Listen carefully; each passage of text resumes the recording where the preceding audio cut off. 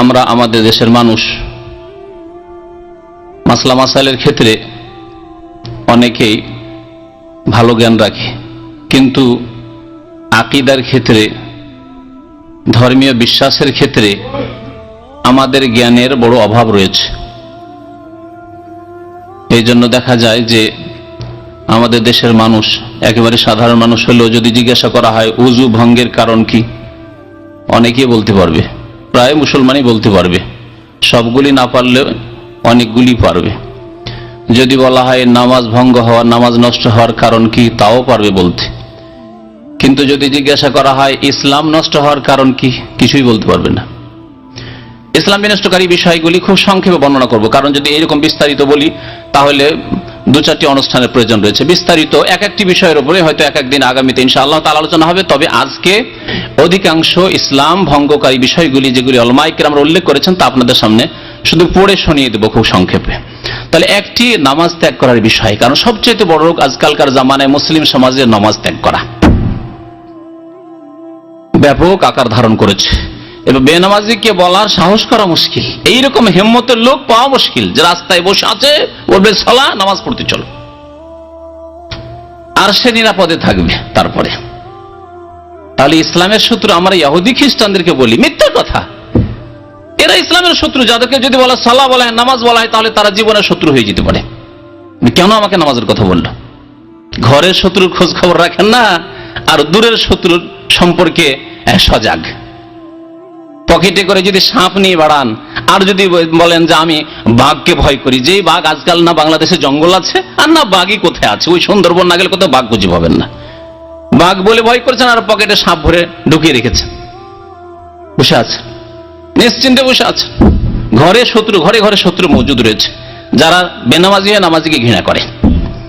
নামাজ পড়তে বললে তাদের চরম কষ্ট হয়। নামাজি লোক যদি রুমমেট হয়ে যায়, তাহলে তাকে বের করা আপ্রাণ চেষ্টা করে, এ থাকলে মুসিবত রে, নামাজ পড়তে হবে, আর না হলে ডিস্টার্ব করবে, এই ঘুমে আমাদের ব্যাঘাত সৃষ্টি করবে, ইত্যাদি ইত্যাদি। সুতরাং একে যেভাবে হোক তাড়া এখান থেকে।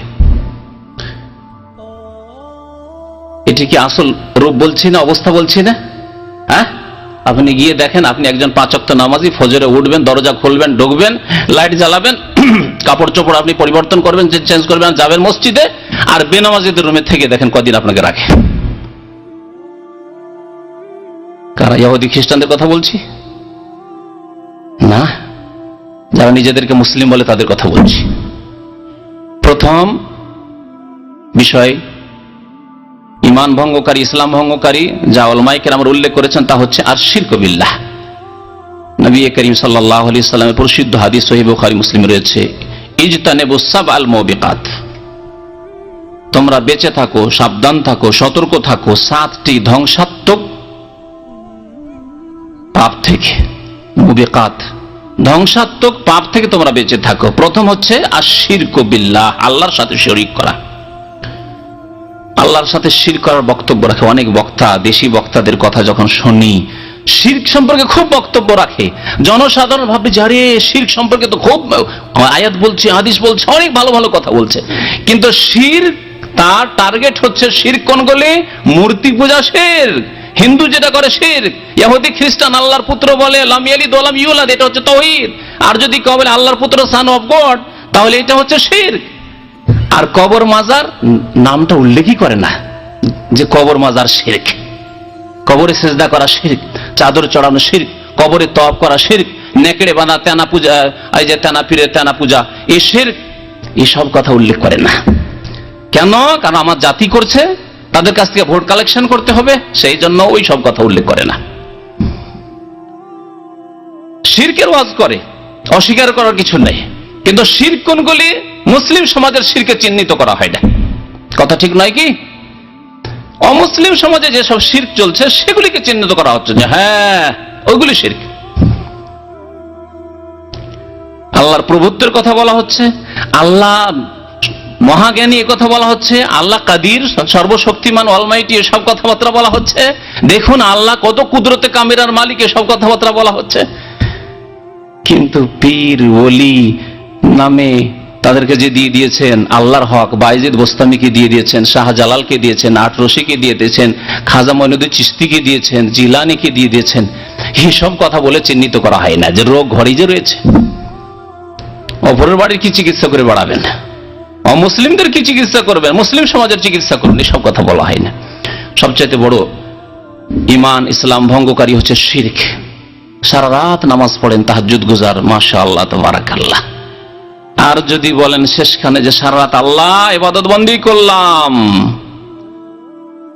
তারপরে বলছেন ইয়া গাউসুল আজম মাদাদ, কি হইল? সারা রাতে তাহাজ্জুদ কি হইল? আল্লাহ বলছেন লাইন আশরাকতা লা ইয়াহবাতান্না আমালুক, হে নবী আপনিও যদি শিরক করেন তো আপনার আমল ধ্বংস হয়ে যাবে। আল্লাহ প্রায় 18 জন আম্বিয়ার কথা সূরা আনআমে উল্লেখ করার পরে বলছেন ওয়ালাউ আশরাকু লাহাবিতা আনহুম মা কানু ইয়ামালুন, তারাও যদি শিরক করতেন তাদের সমস্ত আমল ধ্বংস হয়ে যেত। আল্লাহ পাক বলছেন ইন্নাল্লাহা লা ইয়াগফিরু আন ইউশরাকা বিহি, নিশ্চয়ই আল্লাহ তার সাথে যদি শিরক করা হয় তো কখনো মাফ করবেন না। এই অবস্থায় যদি মারা যায়, সে অন্তরে শিরকের কথা রেখে হোক, আর জবানে রেখে হোক, জবানে উচ্চারণ করে হোক, আর আমলে করে হোক। কেউ হয়তো মাজারে যায়নি, জবানেও বলেননি, কিন্তু অন্তরে বিশ্বাস আছে ওলিয়া উলিয়াকে আল্লাহ এত ক্ষমতা দিয়েছেন যে তারা ছেলে মেয়েও দিতে পারে, সন্তান দিতে পারে, তারা রোগ ভালো করতে পারে, তারা গায়েবী সাহায্য করতে পারে, তারা জীবিত উঠে চলে আসতে পারেন ইত্যাদি। বিমান দুর্ঘটনা হচ্ছে উদ্ধার করে নিতে পারেন, পানি জাহাজ ডুবে যাচ্ছে উদ্ধার করে নিতে পারেন, তারা এই আকীদা এখানে ঢুকানো আছে। তাহলে মুশরিক, ইন্নাল্লাহা লা ইয়াগফিরু আন ইউশরাকা বিহি, এই অবস্থায় যদি মারা যায় আল্লাহ কখনো মাফ করবেন না। ওয়ায়াগফিরু মা দুনা যালিকা লিমান ইয়াশা, শিরকের চাইতে ছোট গুনাহ যেগুলি, শিরকের চাইতে যেগুলি নিম্নমানের গুনাহ, সেগুলিকে আল্লাহ মাফ করবেন। শিরকের সমান গুনাহ আল্লাহ মাফ করবেন না, অর্থাৎ নাস্তিকতার গুনাহ আল্লাহ মাফ করবেন না। বেনামাজি হয়ে অবস্থায় মরে গেল আল্লাহ মাফ করবেন না। দ্বিতীয় ইসলাম ভঙ্গকারী বা ঈমান নষ্টকারী বিষয় যেটা উলামায়ে কেরাম উল্লেখ করেছেন তা হচ্ছে যে হয়তো সরাসরি শিরক করলো না, এরকম যে সিজদা করলো তাদের কাছে, বা তাদেরকে পুরোপুরি তাদের কাছেই দোয়া করলো না, এরকম করলো না, এর চেয়ে একটু হালকা হলেও সেটা ঈমান নষ্টকারী, ঈমান ইসলাম ভঙ্গকারী। সেটা হালকাটা কি? সেটা হচ্ছে মাধ্যম মনে করা, ওসিলা মনে করা।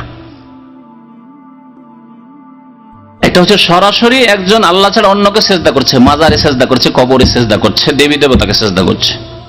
আর আরেকজন না, সেজদা করে না, তবে ওই মাজারওয়ালাকে, পীরকে, মৃত জীবিত পীরকে বলছে যে আপনি মাধ্যম, আপনি ছাড়া আমার কোনো মুক্তি নেই। হে পীর বাবা, হে খাজা বাবা, হে শাহজালাল বাবা, হে বাইজিদ বোস্তামি, হে অমুক, হে তমুক, হে বাবা পীরে কিবলা, আপনার ছাড়া আমার কোনো উপায় নেই, আপনি আমার সুপারিশ করিয়া। মৃত ব্যক্তির কবর কাছে গিয়ে বলছে আপনি আল্লাহর কাছে সুপারিশ করে। তাহলে দাতা আল্লাহকে মানলো, পার্থক্য এতটুকু। দাতা আল্লাহকে মানলো, কিন্তু ভাবলো যে আল্লাহর কাছ থেকে এই ওলি আউলিয়া সৎকর্মশীল লোকেরা, সলেহীন, এরা নিয়ে দিতে পারে, এদের এতটুকু ক্ষমতা আছে। যারা মাধ্যম মনে করলো তারা শিরক করলো, কুফরি করলো, তাদের ঈমান ইসলামকে ভঙ্গ করে দিল। উযু ভঙ্গ হওয়ার মতো, নামাজ ভঙ্গ হয়ে যাওয়ার মতো তাদের ঈমান ইসলামই ভঙ্গ হয়ে গেল। ঈমান ইসলাম ভঙ্গকারী আরেকটি বিষয় হচ্ছে যে অমুসলিমকে মুসলিম মনে করা, অথবা কাফেরকে কাফের না মনে করা। এ রোগ আছে না নেই আমাদের সমাজে? অধিকাংশ মানুষকে বলতে শোনা যায় বাঙালি সমাজে যে ইসলাম ধর্মে কাফেরকেও কাফের বলতে নাই, বলে না? ইসলামে কি করতে নাই? কাফেরকেও কাফের বলতে নাই। কত যে শুনবেন আমাদের সমাজে এই কথাটি, এই কুফরি কথাটি, ঈমান ভঙ্গকারী কথা। কাফেরকেও কাফের বলতে নেই, তার মানে ইহুদিকে কাফের বলতে নেই, খ্রিস্টানকে কাফের বলতে নেই, হিন্দুকে কাফের বলতে নেই, কবর পূজককে কাফের বলতে নেই, মজুসিকে কাফের বলতে নেই, কালমার্সকে কাফের বলতে নেই, ফেরাউনকে কাফের বলতে নেই, হ্যাঁ, আবু জাহালকে কাফের বলতে নেই, আবু লাহাবকে কাফের বলতে নেই। আর আল্লাহ পাক বলেছেন কুল ইয়া আইয়ুহাল কাফিরুন। আল্লাহর কথা সত্য নাই, জাহেল সমাজের কথা সত্য। চিন্তা করুন তো দেখি। এটি হচ্ছে ঈমান ভঙ্গকারী বিষয়। যেই ব্যক্তি কাফেরকে কাফের মনে করে না, মনে করে যে না তাদেরও মুক্তি হতে পারে, তারাও তো ধর্মকর্ম করছে, তারাও বেশ কিছু ভালো কাজ করছে, এ টেরেসা কলকাতায় বসে বসে তা হয়েছে, ও তো দাতব্যমূলক অনেক কাজ করলো। বড় বড় শিক্ষিত মুসলিম সমাজের ডাক্তার, মাস্টার, ইঞ্জিনিয়ার, তাদের কাছ থেকে এসব কথাবার্তা শোনা যায়। এদের কাছ থেকে ইসলাম ভঙ্গকারী, এদের ইসলাম বেশি ভঙ্গ হয়। একজনকে কবরে সেজদা করতে দেখছে, আর তারপরে বলছে না না, মূর্খ সমাজ, জানেন না কি করবেন, এরাও তো আমাদের মুসলমান। ইমান ভঙ্গকারী আরেকটি বিষয় হচ্ছে যে যেই ব্যক্তি এই ধারণা রাখলো যে আল্লাহ পাক রব্বুল আলামিনের কোরআনুল কারীম দিয়ে দেশ শাসন করা যেমন তেমনি মানব রচিত বিধান দিয়ে দেশ শাসন করা একই কথায়, এরাও দেশ পরিচালনা করছে, ওরাও দেশ পরিচালনা করবে বলছে, দুটোই সমান, অসুবিধা কি? যারা বলছে ইসলামী আইনের বাস্তবায়ন, কোরআন সুন্নাহর বাস্তবায়ন করব, তাদের কথাও ঠিক আছে। আর যারা মানব রচিত পশ্চিম আইন নিয়ে এসছে, অথবা রাশিয়া থেকে আইন নিয়ে এসছে, না হয় চায়না থেকে নিয়ে এসছে, না হয় অন্য কোনো দেশ থেকে নিয়ে এসছে, আর তারা সেইভাবে তারা দেশ পরিচালনা করতে চায়, দুটোই সমান, অসুবিধা নেই, ভালো কথা। যারা সমান করলো সেই ব্যক্তি তার ইমানকে, ইসলামকে ভঙ্গ করে দিল, সে মুসলমান থাকলো না, যদিও সে 5 ওয়াক্ত নামাজ পড়ে আর দাড়ি রাখে, টুপি রাখে, সবকিছু ইসলামের আছে, কিন্তু শুধু একটি কথা, সেটা হচ্ছে যে যারা মানব রচিত বিধান দিয়ে এই গত এতে যারা ছিল, দেশ শাসন করছিল, তারাও যেমন, আর যারা ইসলামী আইনের মাধ্যমে আসতেছে তারাও যদি চলে আসে, দুটোই সমান সমান। তাহলে ইমান ভঙ্গ করে দিল, ইসলাম নষ্ট করে দিল। তাহলে সমান বললে যদি ইমান নষ্ট হয়, তাহলে কেউ যদি বলে যে না, কোরআন 1400 বছর আগের, ওই পুঁথি দিয়ে আর কাজ হবে না। অনেকে এরকম কথাবার্তা বলে, এত পুরাতন কথাবার্তা দিয়ে কাজ হয়? আজকে পৃথিবী কত দূর চলে গেছে, সায়েন্স উন্নতি করে কত দূর চলে গেছে, মানুষ চাঁদে চলে গেছে, কোথায় চলে গেছে, আর কোরআনী আইনের কথা এখন বলে, এগুলো দিয়ে হয়? এখন হবে না, এখন লাগবে আপনার গণতন্ত্র লাগবে, এখন লাগবে সমাজতন্ত্র লাগবে, না হয় ক্যাপিটালিজম লাগবে, না হয় আর কিছু লাগবে, ইত্যাদি, বস্তুবাদ লাগবে, ইত্যাদি ইত্যাদি। তাহলে যারা বলবে যে না, কোরআনী আইনের চাইতে বর্তমান যে আইনগুলি আছে মুসলিম সমাজে, মুসলিম দেশে, সেটি ভালো, তাহলে তার কথা কি বলবেন? যদি সমান করে দিয়ে ইমান ভঙ্গ হয়ে যায়, তাহলে কেউ যদি বলে কোরআনী আইন চাইতে মানবরচিত আইন বেশি ভালো, সেটি ফলপ্রসূ, তাহলে তার কুফরিতে আরো কোনো সন্দেহ নেই, তার ইসলাম নষ্ট হয়ে যাবে, আরো কোনো সন্দেহ নেই। আর একটি বিষয় রয়েছে, সেটি হচ্ছে যে একটি লোক দ্বীন-ই ইসলাম বা ইসলামের বিধিবিধানকে ঘৃণা করে, ইসলামের খুঁটিগুলি নয়, নামাজ, রোজা, হজ, যাকাত হয়তো আছে, কিন্তু দাড়িকে ঘৃণা করে। আর দাড়িকে ঘৃণা করা মুসলমানের সংখ্যা কত যে আছে আল্লাহ পাকই ভালো জানেন, আল্লাহ পাক ভালো জানেন। স্ত্রী স্বামীর দাড়ি বরদাস্ত করতে পারে না, এইরকম রিপোর্ট আমার কাছে আর ফতুয়া যে কত এসেছে আল্লাহ পাক জানেন। গত সপ্তাহে এক ভাই, গত কয়েকদিন আগে মাত্র এক ভাই এসে বলছে যে শেখ, আমি দাড়ি রাখার জন্য আপ্রাণ চেষ্টা করছি, কিন্তু একটি বড় বাধা। তাই আমি হাসতে হাসতে বললাম যে ও আচ্ছা, হোম মিনিস্টার তাই না? হ্যাঁ, ঠিক বুঝেছেন আপনি, হোম মিনিস্টার সবচেয়ে বড় বাধা, গৃহমন্ত্রী, জি, স্ত্রী বড় বাধা। তো যারা শরীয়তের কোন একটি বিষয়কে বা একাধিক বিষয়কে ঘৃণা করবে, বড় আফসোস লাগে।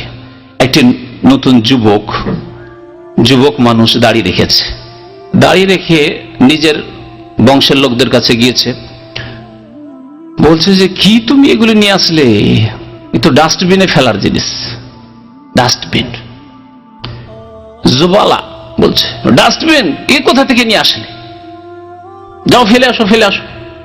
আল্লাহু আকবার। এই একটি কথা যথেষ্ট। যেই ব্যক্তি শরীয়তের একটি বিষয়কে ঘৃণা করলো, সেই ব্যক্তি তার ঈমান, ইসলামকে ভঙ্গ করলো, তার ঈমান টুটে গেছে, ইসলাম টুটে গেছে, তার ওযু করে আর লাভ নেই, নামাজ পড়ে লাভ নেই।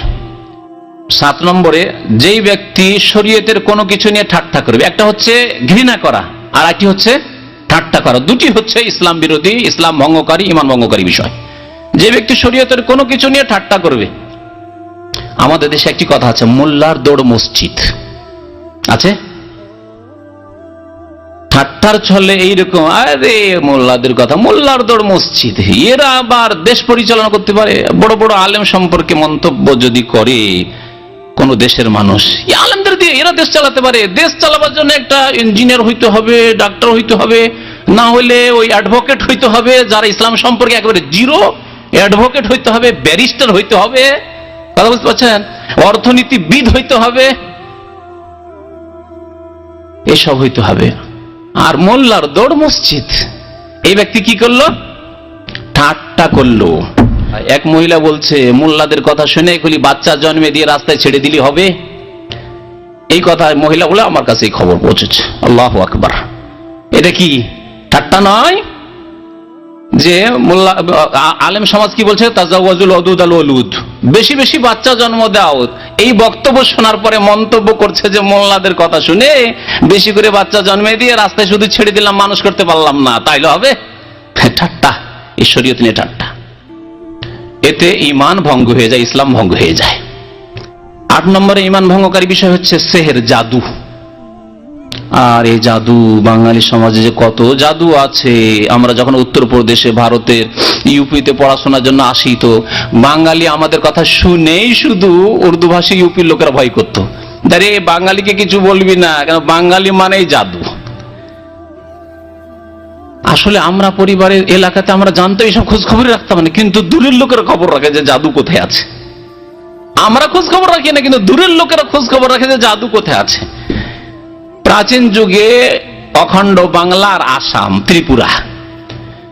ত্রিপুরায় বাংলা বলে মাতৃভাষা অধিকাংশ মানুষ, আসামের লোকও বাংলা ভাষা বলে, আর পশ্চিমবঙ্গ অখণ্ড বাংলা, যে বাংলাদেশ, এই সবগুলিতে সবচেয়ে বেশি গোটা অখণ্ড ভারতের মধ্যে জাদু ছিল। যার ফলে পুরনো যুগ থেকে কথা খুব প্রসিদ্ধ লোক সমাজে যে বাঙ্গাল কি জাদু, বেঙ্গলের জাদু। তো অখণ্ড বাংলা এবং আসাম, যে নবাবদের যুগে বাংলা আসাম একসাথে ছিল, তো এই বাংলা আসামের জাদু সবচেয়ে বড় জাদু, সবচেয়ে বড় জাদু। আর এই জাদু কত যে জাদু করে, স্ত্রীকে স্বামী জাদু, স্ত্রী স্বামীকে জাদু করছে, এটা অহরহ হচ্ছে। এখানে এক ভাই ছিল এরকম, জাদুতে পেরেশান থেকে থেকে একবারে তার স্বাস্থ্য নষ্ট হয়ে দেশে চলে গেছে। স্ত্রী একটু সন্দেহ হয়েছে যে ও আর একটা বিয়ে করবো করছে, দিল জাদু করে। অথবা ভালোবাসে না, যে এরকম ভালোবাসা চাই এরকম ভালোবাসে না, কোন দিকে এর মন যায় নাকি, এর মনটা ফিরাতে হবে যাতে করে আমার পাগল হয়ে থাকে, দিল জাদু করিয়ে। মাকে গিয়ে বললো যে মা কিছু করতে হবে, একটা কিছু খাওয়াইতে হবে তোর জামাইকে, দিল। যেখানে পাক না কেন, এই জাদু আমাদের দেশে খুব বেশি রয়েছে, আর জাদু সবচেয়ে বেশি মহিলাদের মধ্যে রয়েছে। এই জন্য আল্লাহ পাক রব্বুল আলামিন কোরআনুল কারীমের সূরা ফালাকে মহিলাদের জাদুর কথা উল্লেখ করেছেন। অমিন শাররিন নাফাসাতি, মহিলাদের জাদুর কথা বলেছেন। নাফাসাতি ফিল উকাদ, গ্রন্থিতে ফুৎকার দান কারিনী বলেছেন, কারি আল্লাহ বলেননি। মহিলাদের মধ্যে জাদু বেশি আছে, কোরআনের সাক্ষী। তো জাদু যে ব্যক্তি শিখবে, যে করবে, যে করাবে, সবাই তাদের ঈমান ইসলামকে ভঙ্গ করে দিবে।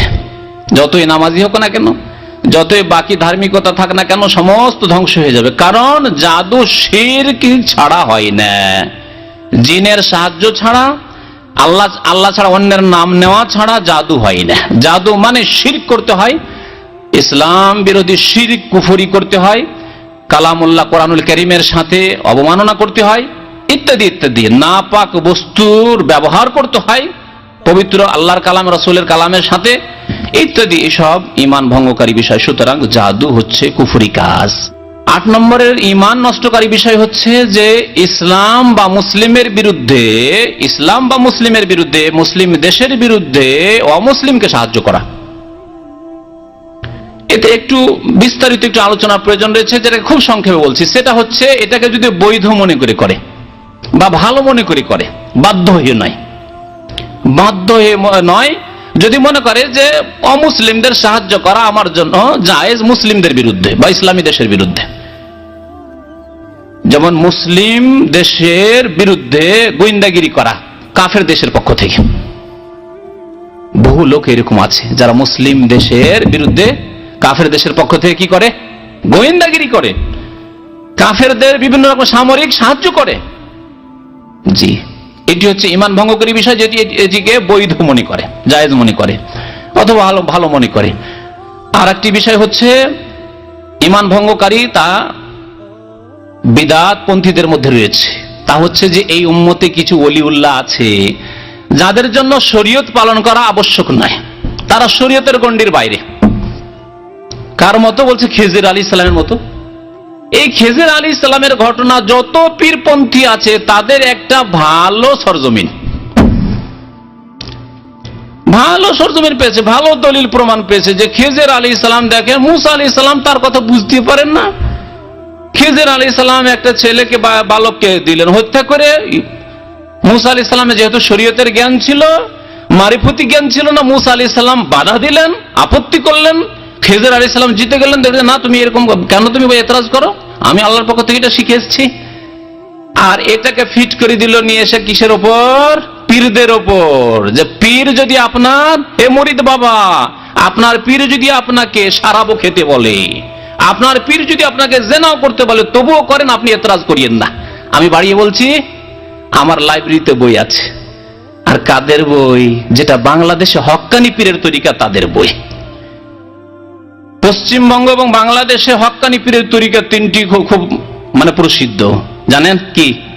হক্কানি পীর তারা নয়, কিন্তু তাদের নিকটে তারা নিজেদেরকে হক্কানি বলে। ফুরপুরা, শর্ষিনা, চরমনাইয়ের কিতাব লাইব্রেরিতে মজুদ আছে। তাতে বলছে আপনার পীর যদি আপনাকে বলে হে মুরিদ, আপনাকে যদি বলে যে আপনি শারাব দিয়ে কি করেন, মশাল্লাকে শারাবে মদে ডুবিয়ে নিয়ে এসে ওই যায় নামাজে নামাজ পড়েন, তবু করেন, আপনি এতরাজ করেন না।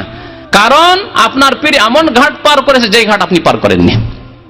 আরেকটি বিষয় দিয়ে শেষ করব, সেটা হচ্ছে ইসলাম সম্পর্কে মোটেই শিক্ষা না নেওয়া, আল্লাহর দিন থেকে, কোরআন এবং হাদিস থেকে, শরীয়তের বিধান থেকে একেবারে বিমুখ হয়ে পড়া। সারা জীবন চলে গেল, 50 বছর 60 বছর বয়স চলে গেল, সূরা ফাতিহা শিখতে পারলো না, আত্তাহিয়াত শিখলো না, দরুদ শরীফ শিখলো না, রুকু সিজদার তাসবিহ জানে না, নামাজের তরিকাই শিখলো না, ইসলাম সম্পর্কে কোনো জ্ঞান হাসিল করলেন না, কোনোদিন পরকাল সম্পর্কে চিন্তা হলো না যে আল্লাহ তওবা করতে হবে, কি করলাম আমি মুসলিম, কোনো পরোয়া হলো না। সারা জীবন সমস্ত পার্টি করলো, আওয়ামী লীগে পোষাইলো না, বিএনপিতে ঢুকে পড়লো, বিএনপিতে পোষালো না, আরেক পার্টিতে ঢুকে পড়লো, খুব দৌড়াদৌড়ি ছোটাছুটি করলো, এগুলোর জন্য করেছে, কিন্তু ইসলামের জন্য কোনো তার কাজ নেই, আমল নেই, আপনার সচেতনতা নেই, কোনো কিছু নেই। একটা লাইফ কেটে যাচ্ছে আল ইরাদ আন দীনিল্লাহ, আল্লাহর দিন থেকে বিমুখ হয়ে একেবারে। না শিক্ষা, ইলমের ক্ষেত্রে বিমুখ, শিক্ষার ক্ষেত্রে শিক্ষা নেইনি, আমলের ক্ষেত্রে বিমুখ, সারা জীবন চলে গেছে নামাজ পড়েনি, সারা জীবন চলে গেছে আল্লাহর ভয় তার অন্তরে হয়নি, সারা জীবন চলে গেছে তওবা হয়নি। জি, এইরকম অবস্থায় যাদের কেটে গেল, ওই অবস্থায় মরে গেল, পাপমুখী হয়ে, দুনিয়ামুখী হয়ে, পয়সামুখী হয়ে, নেতৃত্বমুখী হয়ে, আখিরাতমুখী হতে পারলো না, কবরমুখী হতে পারলো না, কোন দিকে যাচ্ছি এই খেয়াল আসলো না, আল্লাহর দিকে মুখ করতে পারলো না, কোরআন সুন্নাহর দিকে মুখ করতে পারলো না, কিবলা কোরআন সুন্নাহকে বানাতে পারলো না, কাবাকে কিবলা বানাতে পারলো না, নিজের নেতাকে কিবলা বানিয়ে থাকলো, মানব রচিত বিধানকে কিবলা বানিয়ে থাকলো। এটি হচ্ছে ঈমান ভঙ্গকারী বিষয়, এদের মধ্যে ঈমান নেই।